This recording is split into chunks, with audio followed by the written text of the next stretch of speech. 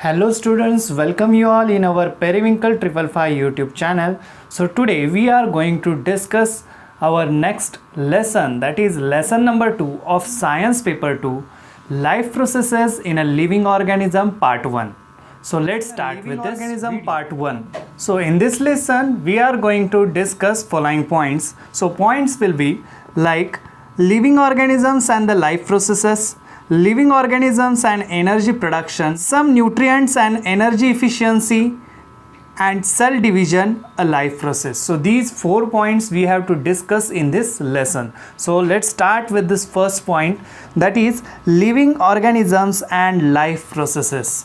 So living organism और life processes, आपको जैसे पता है लिविंग ऑर्गेनिजम्स यानी कि जो लिविंग है, जिनमें जान है, and life processes यानी कि the systems which are working in that particular organism.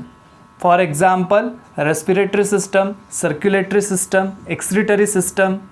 So these are all the various systems which are performing their work day and night in that particular organism body. So that is called as a life processes. उसे हम क्या कहेंगे? Life processes. Life processes का simple meaning आपको याद रखना है. So various organ systems are continuously performing their functions in human body along with the various systems like a digestive, respiratory, circulatory, excretory and control system. अभी पहले ही sentence में उन्होंने बताया कि वेरियस ऑर्गन सिस्टम, अलग अलग तरह के ऑर्गन सिस्टम्स जो है हमारी जो बॉडी में, तो वो continuously they are performing their function, हमेशा काम करते रहते हैं.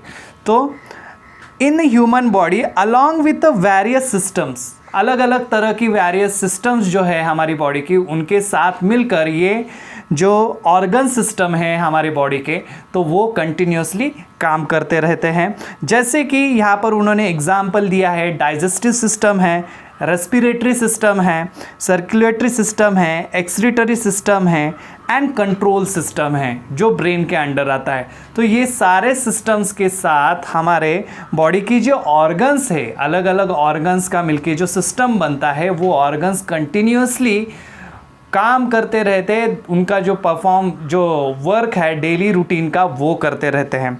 So different external and internal organs are performing their functions independently. ये बहुत इंपॉर्टेंट चीज़ यहाँ पर बताई है. अलग अलग तरह के एक्सटर्नल एंड इंटरनल ऑर्गन्स जो है हमारी बॉडी में, वो हमेशा उनका काम जो है इंडिपेंडेंटली करते रहते. They are not depend on any other organ. Understood? जो इंटरनल ऑर्गन है, एक्सटर्नल ऑर्गन है, वो हर एक ऑर्गन जो है उनका काम जो है बेहतर तरीके से हर रोज़ करते रहते हैं. So but through a complete coordination, लेकिन ऐसा कभी नहीं होता कि एक्सटर्नल ऑर्गन का इंटरनल ऑर्गन के साथ कुछ कम्युनिकेशन नहीं है या फिर उनके बीच कुछ कोऑर्डिनेशन नहीं है. Simultaneously both the organ, external as well as internal organ, they are working in our body.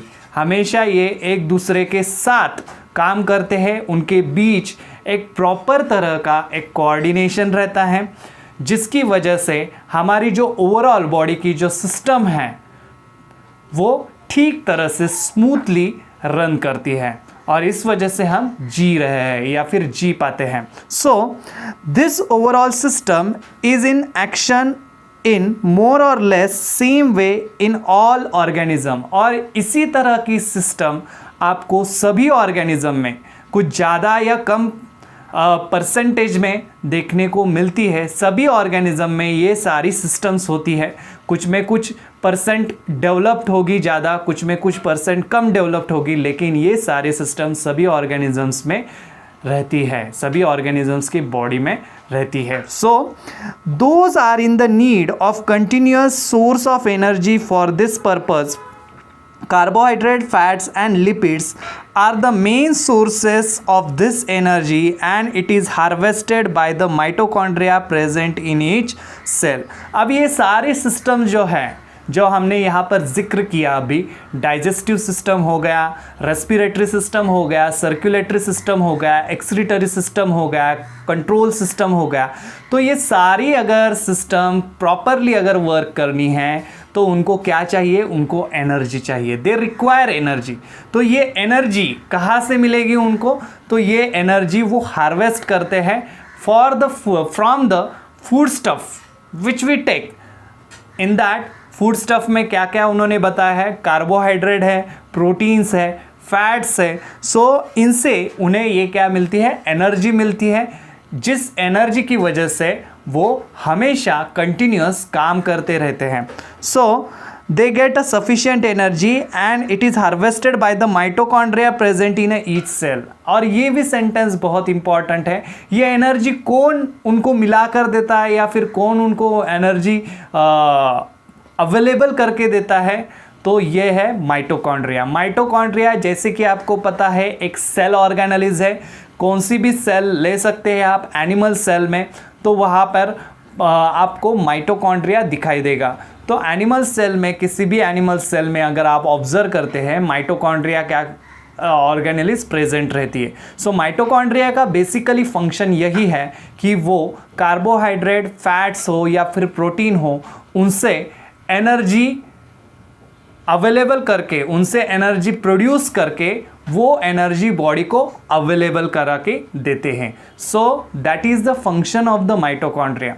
And इस वजह से हम माइटोकॉन्ड्रिया को हम क्या कहते हैं, power house of the cell, क्योंकि जितनी भी सारी एनर्जी है वो किस वजह से मिलती है हमें, माइटोकॉन्ड्रिया की वजह से। माइटोकॉन्ड्रिया वो अवेलेबल करके देता है फर्स्ट ऑफ ऑल सेल को, और फिर सेल वो एनर्जी यूटिलाइज करती है, फिर उसकी वजह से कार्बोहाइड्रेट है या फिर प्रोटीन है या फिर फैट है, उनका कन्वर्जन हो पाता है और हमारी बॉडी को, हमारी हर एक सेल को एनर्जी मिल पाती है।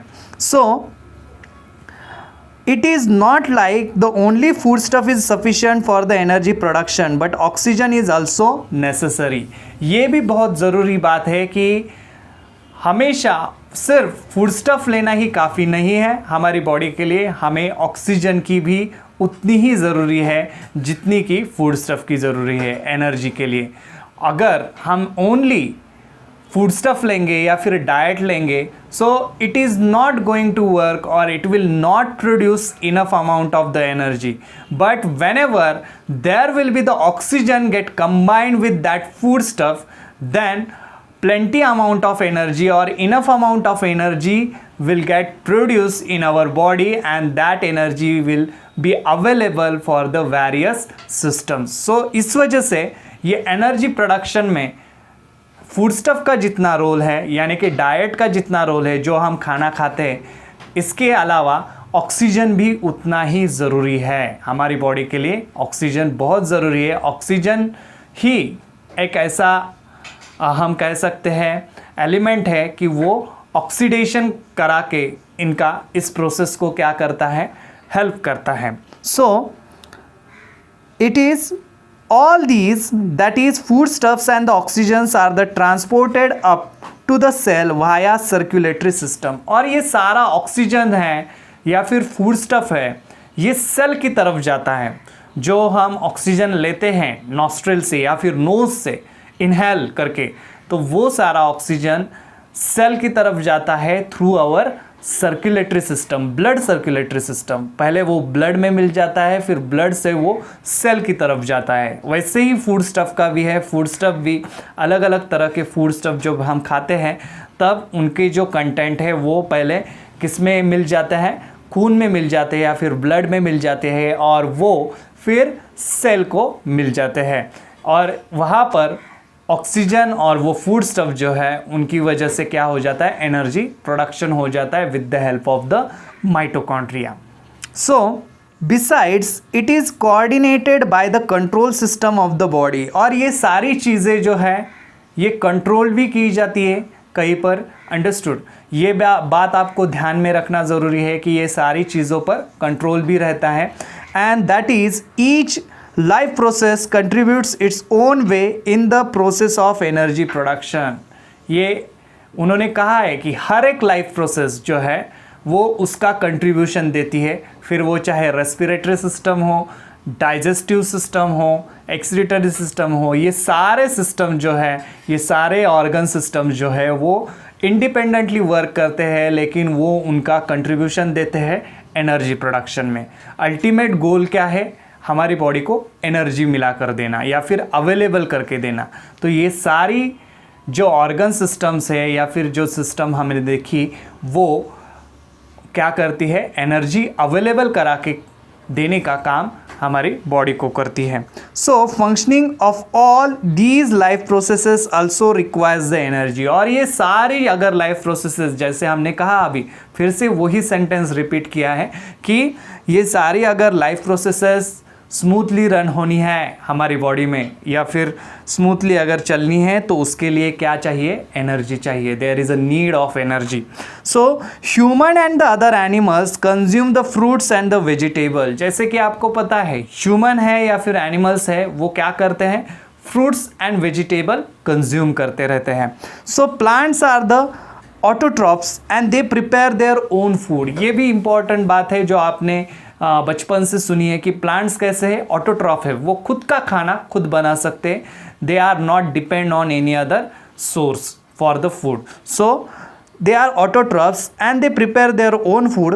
They utilize some of the food for themselves, whereas remaining is stored in the various parts like fruits, leaves, stem, roots, etc. जो प्लांट है वो खुद का खाना या फिर they make their own food, they utilize some of the food for themselves. जितना भी फूड वो प्रिपेयर करते हैं उसमें से कुछ फूड वो खुद के लिए यूटिलाइज करते हैं और बाकी का जो बचता है फूड वो स्टोर्ड करके रखते हैं। स्टोर्ड कहाँ करते हैं, तो वो करते हैं स्टेम हो या फिर फ्रूट्स हो, लीफ हो, रूट्स हो, इन सभी पार्ट्स में वो क्या करते हैं, वो फूड स्टोर्ड करके रखते हैं।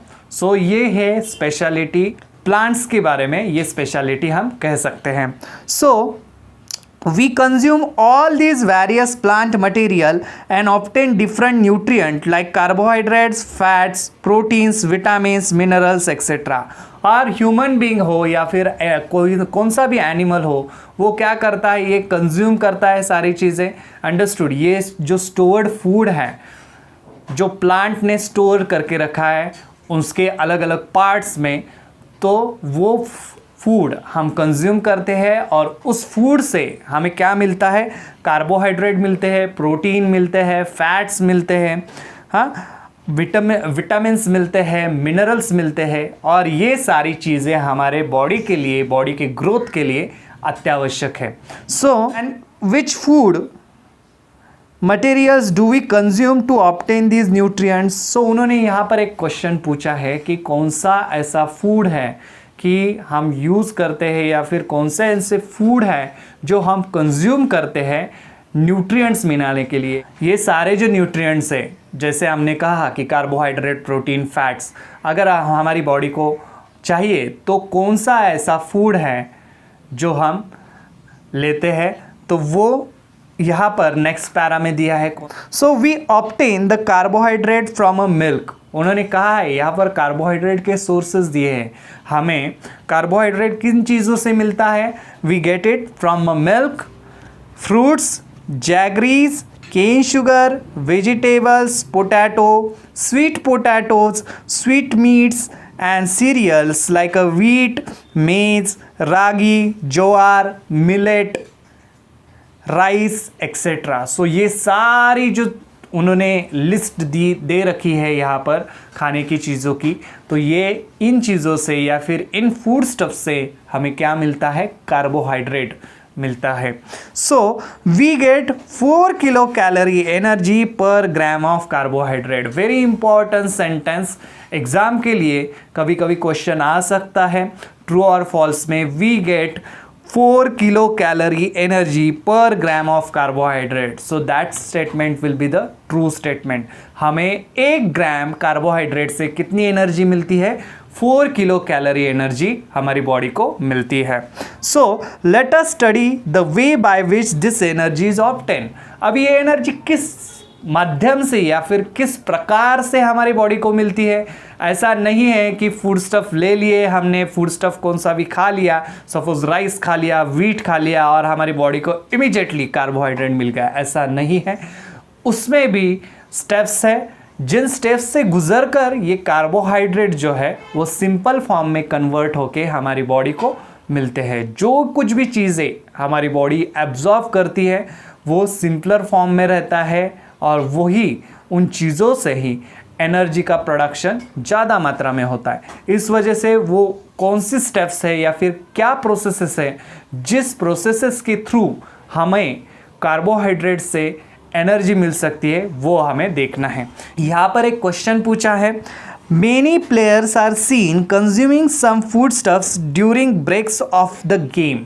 सो आपने जैसा देखा होगा टीवी पर आप मैचेस देखते हैं, सो उनमें गेम के बीच में जो उनको प्लेयर्स को शॉर्ट ब्रेक दिया जाता है उस ब्रेक में वो कुछ ना कुछ चीज़ें या फिर कुछ ना कुछ फूड स्टफ खाते रहते हैं। तो उसका रीज़न क्या है? ऑब्वियसली रीज़न एक ही है कि एनर्जी।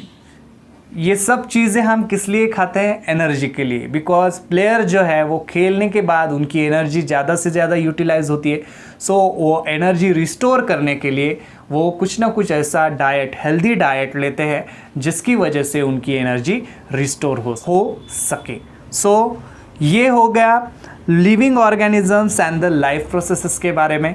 अभी नेक्स्ट पॉइंट हमें पढ़ना है, that is living organisms and the energy production. So living organisms तो है लेकिन उनमें एनर्जी किस तरह से प्रोड्यूस होती है वो हम जानेंगे। सो हमारा अगला पॉइंट है living organisms and the energy production. Living organisms में एनर्जी का प्रोडक्शन किस वे से होता है या फिर किस स्टेप में हमें एनर्जी मिलती है बॉडी में, कौन से स्टेप्स है वो हम देखने वाले हैं। सो यहाँ पर दिया है उन्होंने, in living organisms respirations occurs at a two level as a body and the cellular level. Remember this, underline करके लीजिए ये सेंटेंस। लिविंग ऑर्गेनिज्म में हमेशा जो रेस्पिरेशन है दो लेवल पर होता है, एक तो बॉडी लेवल पर होता है और दूसरा जो है सेल लेवल पर होता है। सो oxygens and the carbon dioxide are exchanged between body and the surrounding in case of the respiration occurring at a body level। उन्होंने क्या कहा है? ऑक्सीजन और कार्बन डाइऑक्साइड ये दो गैसेस है, इंपॉर्टेंट गैसेस है जो रेस्पिरेशन में हेल्प करते हैं। Oxygen and the carbon dioxide इनका कंटिन्यूस एक्सचेंज होता रहता है विद द सराउंडिंग। ऑक्सीजन जब हम इनहेल करते हैं तब ऑक्सीजन ले लेते हैं अंदर, जब हम एक्सेल करते हैं तब हम क्या करते हैं? कार्बन डाइऑक्साइड छोड़ देते हैं एनवायरनमेंट में। तो ये सारी चीज़ें जो है कंटिन्यूसली होती रहती है। देयर इज़ अ कोऑर्डिनेशन और we can say interaction with the surrounding. Understood? So in case of the respiration at a cellular level food stuffs are oxidised either with the help of the oxygen. So जब कभी respiration होता है cell level पर, याद रखिए cell level के respiration की हम बात कर रहे हैं। सेल लेवल पर जब भी कभी रेस्पिरेशन होता है तब वो रेस्पिरेशन होने के लिए oxygen plays an important role. Oxygen जो है वो बहुत ज़रूरी होता है। So it is food stuffs are oxidised either with oxygen. उन्होंने कहा है कि फूड स्टफ जो हम लेते हैं वो सेल में पहुंच जाते हैं। सो सेल में पहुंचने के बाद उनका अगर फर्दर ऑक्सीडेशन होना ज़रूरी होता है एनर्जी रिलीज़ के लिए। सो वो अगर ऑक्सीडेशन होना है तो हमें ऑक्सीजन की ज़रूरत पड़ती है सेल को, इस वजह से ऑक्सीजन इम्पॉर्टेंट है। वो ऑक्सीजन जब सेल को मिलता है तभी जो फूड स्टफ है सेल में तो उनका ऑक्सीडेशन शुरू हो जाता है। सो ये बात आपको ध्यान में रखनी है। Carbohydrates of the food and carbohydrates of the food that we consume every day are mainly utilized for the production of the energy required for daily need। जितने भी हम कार्बोहाइड्रेट डेली बेसिस पे हर रोज़ डाइट में से लेते हैं वो carbohydrate किस लिए यूज़ होते हैं? It get utilize for the everyday energy production. जो कुछ भी हम एवरीडे हर रोज़ जो काम करते हैं वो काम सारा काम करने के लिए हमें एनर्जी की ज़रूरत होती है, वो एनर्जी प्रोडक्शन करने के लिए जितना भी हम डेली इंटेक लेते हैं कार्बोहाइड्रेट का, उससे हमें वो एनर्जी डेली बेसिस में मिलती रहती है। This energy is obtain in the form of the ATP. ये बात बहुत ज़रूरी है, ये एनर्जी किस फॉर्म में रहती है हमेशा याद रखिए, energy is always available in the chemical form, that is nothing but ATP, adenosine triphosphate. ये एडिनोसिन ट्राइफॉस्फेट क्या है, किससे बना है, वो आगे हम देखने वाले हैं। So this energy is obtain in the form of the ATP, and for this purpose glucose, a type of carbohydrate, is oxidized step by step in the cell। और इसके लिए अगर हमारी बॉडी को ग्लूकोज की ज़रूरत है, for this purpose glucose a type of carbohydrate is oxidize step by step in the cell. अगर हमारी बॉडी को एनर्जी अगर चाहिए तो ग्लूकोज जो कार्बोहाइड्रेट का ही एक फॉर्म है, जिसे हम सिंपलर फॉर्म कहते हैं, सिंपल फॉर्म कहते हैं कार्बोहाइड्रेट का, तो वो कार्बोहाइड्रेट का जो फॉर्म है उसको ग्लूकोज कहा जाता है। ग्लूकोज का ऑक्सीडेशन होना बहुत ज़रूरी है। ग्लूकोज का जब कभी ऑक्सीडेशन हो जाता है तभी एनर्जी क्या है, रिलीज़ हो जाती है हमारी बॉडी में। सो ये ध्यान में रखना है। So step by step in the cells, और ये सारी प्रोसेस जो है ऑक्सीडेशन जो है ग्लूकोज का, वो कहाँ हो जाता है, सेल में हो जाता है। ये भी चीज़ ध्यान में रखिए। This is called as a cellular respiration. और ये सारी जो प्रोसेस है जो हमने अभी डिस्कस की कि oxygen is require for the oxidising that food stuff, and where is that food stuff which is in the cell, inside the cell. So उसका अगर ऑक्सीडेशन होना है या फिर ग्लूकोज का अगर ऑक्सीडेशन होना है तो ऑक्सीजन की ज़रूरत रहती है। जब ऑक्सीजन और ग्लूकोज एक दूसरे से मिल जाते हैं तभी एनर्जी रिलीज़ होती है in the form of ATP. ये सारी प्रोसेस जो है वो सेल के अंदर होती है और इस वजह से उसे क्या कहा जाता है, this is called as a cellular respiration. Remember this, question exam में आ सकता है डिफाइन के लिए या फिर एक्सप्लेन द टर्म के लिए, सेलुलर रेस्पिरेशन डिफाइन या फिर explain the term cellular respiration, उस वक्त आप ये आंसर लिख सकते हैं। Cellular respiration occurs among the living organisms by two methods. उसके भी दो मेथड है। लिविंग ऑर्गेनिज्म में सेलुलर रेस्पिरेशन जब होता है दो मेथड से होता है। Those two methods are aerobic respiration, oxygen is involve, bracket में दिया है उन्होंने, and anaerobic respiration, oxygen is not involve. दो मेथड है ऑक्सीडेशन के, एक तो है एरोबिक रेस्पिरेशन जिसमें ऑक्सीजन इन्वॉल्व है, ऑक्सीजन लगता है, एंड दूसरी जो मेथड है कुछ जैसे जीव हैं उनमें या फिर ऑर्गेनिज्म हैं उनमें अनएरोबिक रेस्पिरेशन होता है without the help of oxygen, oxidation जो है वो हो जाता है फूड स्टफ का। तो ये दो मेथड से ऑक्सीडेशन जो है वो हो जाता है हमारी बॉडी में और क्या हो जाता है, एनर्जी रिलीज हो जाती है। So in aerobic respiration glucose is oxidised in 3 steps. जब कभी हम एरोबिक रेस्पिरेशन का जिक्र करते हैं तब ऑक्सीडेशन जो है एरोबिक रेस्पिरेशन वो 3 स्टेजेस पर हो जाता है। 3 स्टेजेस है उसके, सो वो 3 स्टेजेस में से होकर वो ऑक्सीडेशन हो जाता है, ऑक्सीडेशन की प्रोसेस हो जाती है। सो उसमें से first steps they have given, that is the glycolysis. Glycolysis, the word itself indicates that glyco means glucose, lysis means the breakdown। यहाँ पर क्या होना है, ग्लूकोज का ब्रेकडाउन होना है। So process of the glycolysis occurs in the cytoplasm. ये बहुत इंपॉर्टेंट सेंटेंस है। ये सारी प्रोसेस जो है ग्लाइकोलिसिस की, ग्लाइकोलिसिस का ब्रेकडाउन की, ये कहाँ पर होती है, साइटोप्लाज्म में होती है। साइटोप्लाज्म जो न्यूक्लियस के अराउंड रहता है फ्लूइड, उसे हम क्या कहते हैं, साइटोप्लाज्म कहते हैं। तो उसमें ये प्रोसेस हो जाती है। A molecule of the glucose is oxidize step by step in this process and the 2 molecules of each, that is pyruvic acid, ATP, NADH2 and water are form. इस प्रोसेस में क्या हो जाता है, molecule of the glucose is oxidize step by step. Step by step sequence से वो glucose के molecule का क्या हो जाता है, ऑक्सीडेशन होना स्टार्ट हो जाता है और उस प्रोसेस से हमें क्या मिलता है, एंड में पायरुविक एसिड मिल जाता है, एटीपी मिल जाता है, NADH2 मिल जाता है एंड वाटर, ये एज अ बाय प्रोडक्ट इस प्रोसेस में मिल जाते हैं। तो ये सारी चीज़ें आपको ध्यान में रखनी है, क्या बाय प्रोडक्ट है और किस वजह से ये बाय प्रोडक्ट मिल रहे हैं, ये भी आपको ध्यान में रखना है। Next, molecules of the pyruvic acid formed in this process are converted into the molecules of the acetyl coenzyme A. जितने भी मॉलिक्यूल्स है पायरुविक एसिड के, वो किस वजह से they formed in the process are converted into the molecule of the acetyl coenzyme A. जितने भी पायरुविक एसिड हमें मिलते हैं ऑक्सीडेशन के बाद, उनका कन्वर्जन किस में होता है, एसिटिल कोएंजाइम ए। इस एंजाइम का नाम आपको याद रखना है, एग्जाम के वक्त भी ऐसे ही लिखना है आपको। सो एसिटिल कोएंजाइम ए किसका ये कन्वर्जन है, पायरुविक एसिड का जो कन्वर्जन किस में होता है, एसिटिल कोएंजाइम ए में होता है। 2 molecules of the NADH2 and 2 molecules of the CO2 are released during this process। और NADH2 के 2 मॉलिक्यूल, कार्बन डाइऑक्साइड के 2 मॉलिक्यूल रिलीज हो जाते हैं इस सभी प्रोसेस में।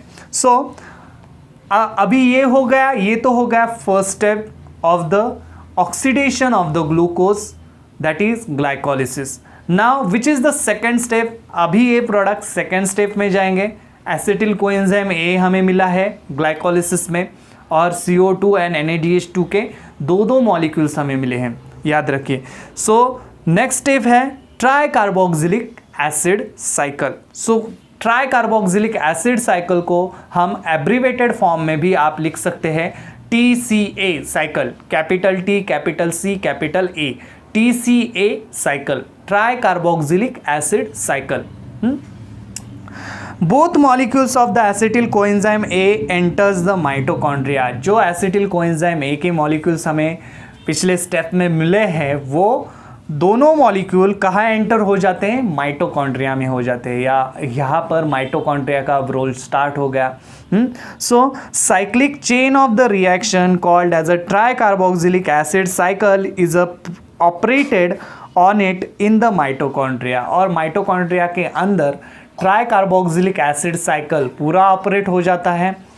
जो एसिटिल कोएंजाइम है ये TCA साइकिल के अंदर चला जाता है और TCA साइकिल के अंदर चले जाने के बाद उस पे से हमें क्या मिलता है, acetyl, a part of acetyl coenzyme A is completely oxidized through this cyclic process and molecules of CO2, H2O, NADH2, FADH2 are derived।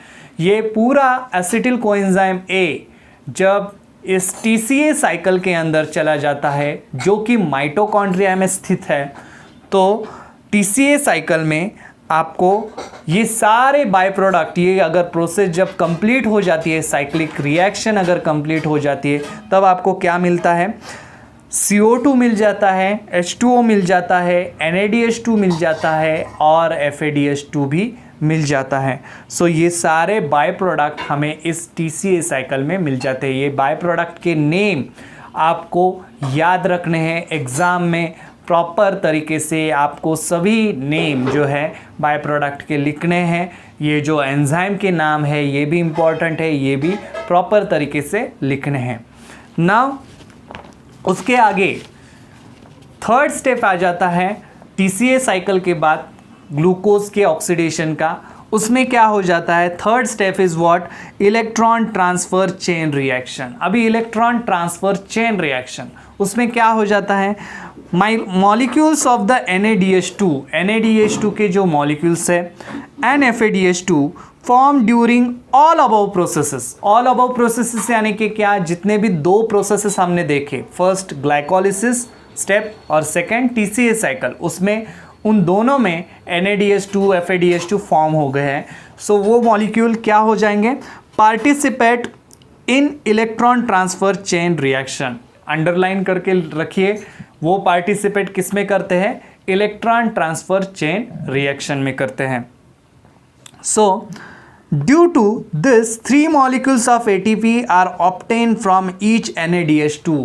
याद रखिए 3 मॉलिक्यूल हमें एटीपी के, हर एक मॉलिक्यूल NADH2 का मॉलिक्यूल जो है, एक NADH2 के मॉलिक्यूल से हमें 3 मॉलिक्यूल जो है एटीपी के मिल जाते हैं। So molecules and the 2 molecules of ATP from each of FADH2, और FADH2 के हर एक मॉलिक्यूल से हमें 2 मॉलिक्यूल्स जो है एटीपी के मिल जाते हैं। So molecules besides the ATP water molecules are also formed in this reaction. अभी ये रिएक्शन जो होती है NADH2 FADH2 की इलेक्ट्रॉन चेन सिस्टम में, तो उसमें वाटर मॉलिक्यूल्स भी इस रिएक्शन में हमें मिल जाते हैं।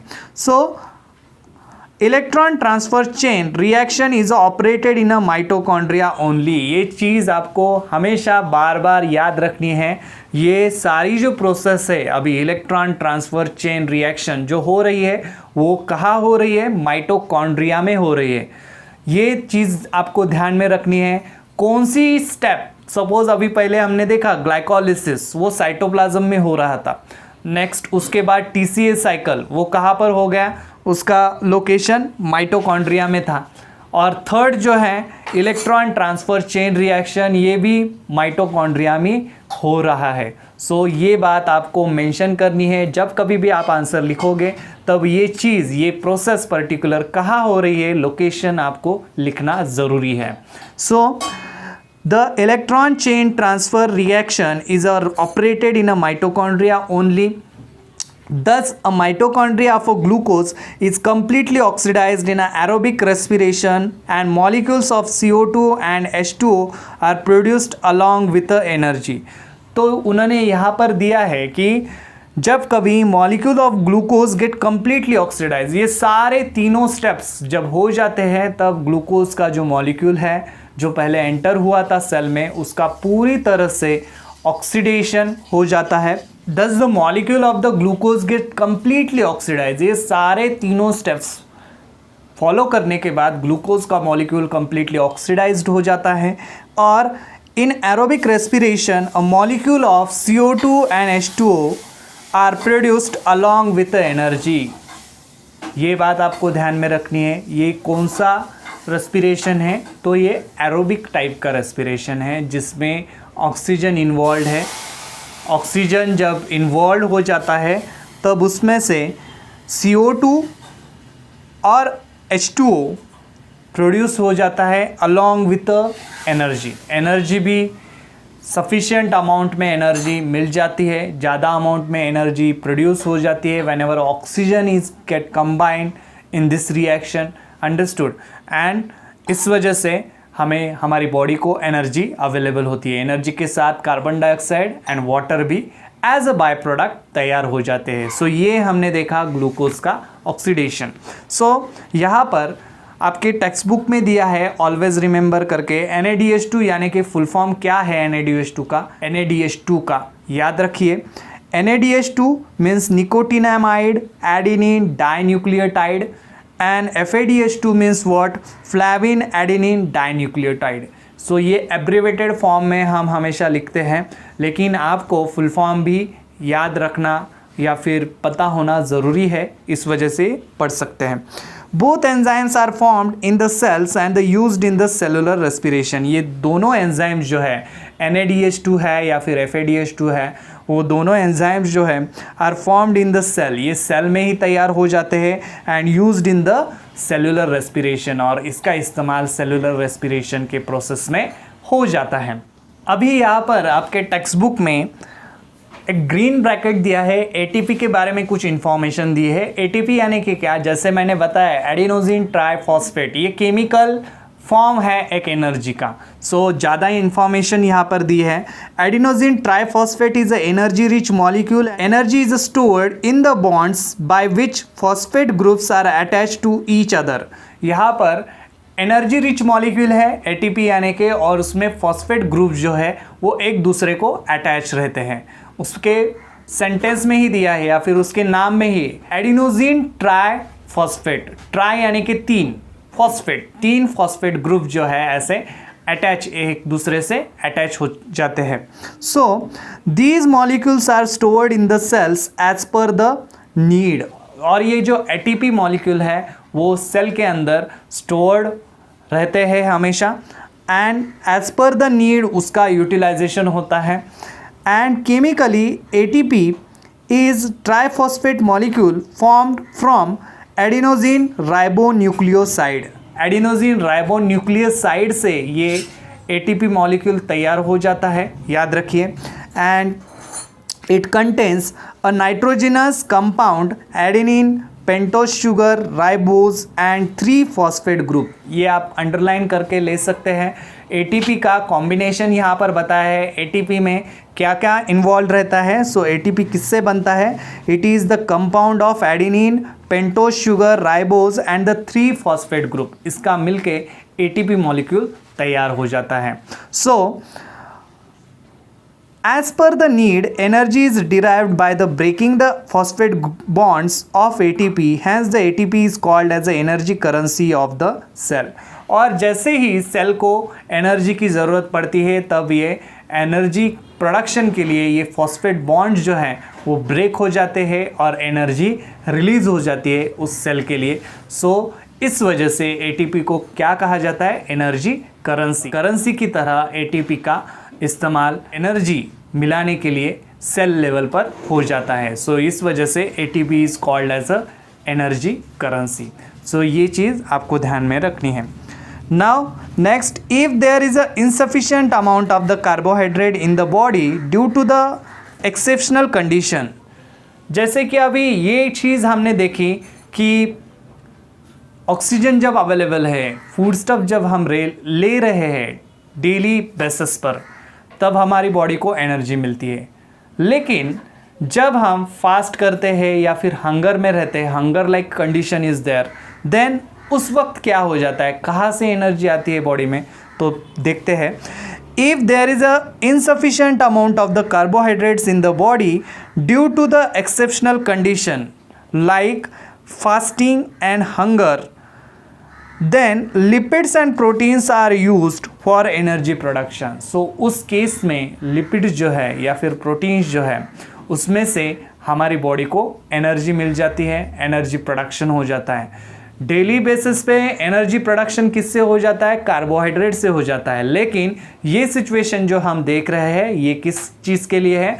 फास्टिंग के लिए। जब उपवास वगैरह रहता है, जब हम खाना नहीं खाते या फिर हंगर रहता है, ऐसे सिचुएशन में क्या हो जाएगा? एनर्जी कहाँ से मिलेगी? तो फैट्स है या फिर जो हमारी बॉडी में लिपिड्स है या फिर प्रोटीन्स है उनसे हमें एनर्जी मिलती है।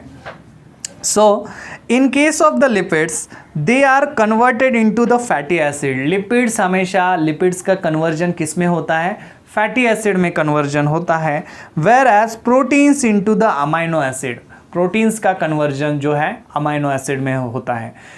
याद रखिए ये सारे जो है यहाँ पर दिए हैं उन्होंने नाम, लिपिड्स का फैटी एसिड में एंड प्रोटीन्स का अमीनो एसिड में या फिर अमाइनो एसिड में। सो ये अमाइनो एसिड या फिर फैटी एसिड ये क्या है? ये सिंपलर फॉर्म है। याद रखिए जैसे कार्बोहाइड्रेट का कन्वर्जन और द सिंपल फॉर्म क्या है? ग्लूकोज है। सेल लेवल पर एब्जॉर्ब हो जाता है जिससे एनर्जी मिल जाती है ब्रेक डाउन होकर। वैसे ही लिपिड्स का सिंपलर फॉर्म जो है वो क्या है? फैटी एसिड है, उससे भी हमें एनर्जी मिलती है। और वैसे ही सेम प्रोटीन के बारे में है। प्रोटीन का सिंपलर फॉर्म क्या है? Amino acid. So amino acid का जब ब्रेक डाउन होता है, ऑक्सीडेशन होता है, उससे भी हमें एनर्जी मिल जाती है। So fatty acids and the amino acids are converted into the acetyl coenzyme में। फैटी एसिड जो है या फिर अमाइनो एसिड जो है उनमें से भी एसिटिल कोएंजाइम में तैयार हो जाता है और and the energy is obtain through the complete oxidation of the acetyl coenzyme है ए।